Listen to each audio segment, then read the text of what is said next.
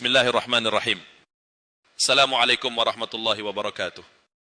Hadirin yang saya hormati, pada kesempatan kali ini kita akan merenung sejenak tentang dua hal yang sangat fundamental dalam kehidupan kita. Kenapa ada kehidupan dan kenapa kita akan mati? Dua pertanyaan yang sering kali muncul dalam benak kita. Meskipun jawabannya tidak selalu mudah untuk kita pahami. Jangan lupa selalu like, komen dan subscribe video ini. Semoga Allah selalu memudahkan langkah kita menuju hidup yang penuh berkah. Amin. Pertama, kenapa ada kehidupan? Kehidupan adalah sebuah anugerah yang diberikan oleh Allah Subhanahu wa taala kepada setiap makhluknya. Dalam Al-Quran, Allah berfirman, dan dialah yang menciptakan segala sesuatu, lalu dia menentukan takdirnya dengan sempurna. Quran Surat Al-Furqan ayat 2. Kehidupan ini bukanlah suatu kebetulan. Setiap jiwa yang lahir di dunia ini adalah bagian dari rancangan ilahi yang penuh dengan hikmah dan tujuan. Allah menciptakan kehidupan untuk memberi kesempatan kepada kita untuk beribadah kepadanya, belajar, berkembang, dan menemukan makna sejati di dunia ini. Kehidupan juga merupakan ujian. Allah berfirman dalam Al-Quran, yang menciptakan mati dan hidup untuk menguji kamu. Siapa di antara kamu yang lebih baik amalnya? Quran Surat Al-Mulk ayat 2. Setiap langkah yang kita ambil dalam hidup ini adalah ujian untuk mengukur ketakwaan kita.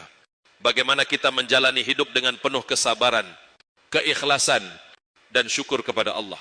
Kehidupan ini bukanlah tempat yang abadi, namun adalah ladang amal yang menentukan tempat kita di akhirat kelak. 2. Kenapa kita akan mati? Setelah kita merenung tentang makna kehidupan, pertanyaan selanjutnya adalah, kenapa kita harus mati? Mengapa kehidupan ini memiliki batas? Jawabannya, sekali lagi, ada dalam kekuasaan Allah Subhanahu wa taala.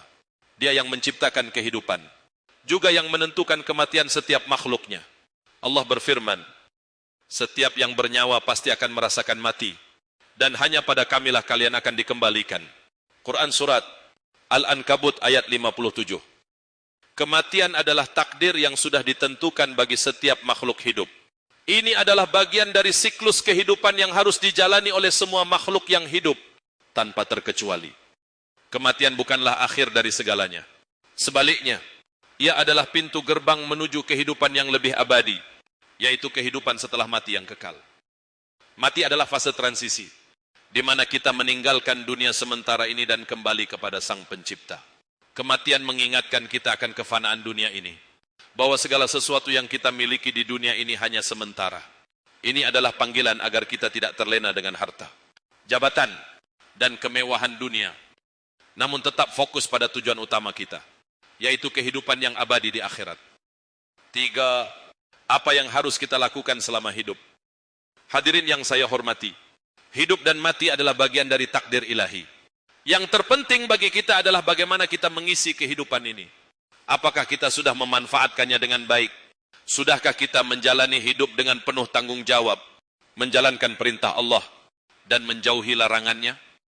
Allah mengingatkan kita dalam Al-Quran, dan katakanlah, sesungguhnya salatku, ibadahku, hidupku, dan matiku hanya untuk Allah, Tuhan semesta alam. Quran Surat Al-An'am 162. Hidup kita harus dipenuhi dengan ibadah, amal baik, dan perjuangan untuk mencapai tujuan hidup yang hakiki. Kematian akan datang, tetapi yang terpenting adalah apa yang kita persiapkan untuk menghadapi kehidupan setelah mati. Jangan biarkan hidup berlalu begitu saja tanpa makna, tanpa amal yang berguna bagi diri sendiri dan orang lain. Saudaraku, kehidupan adalah amanah yang harus kita jalani dengan penuh rasa syukur dan kesadaran.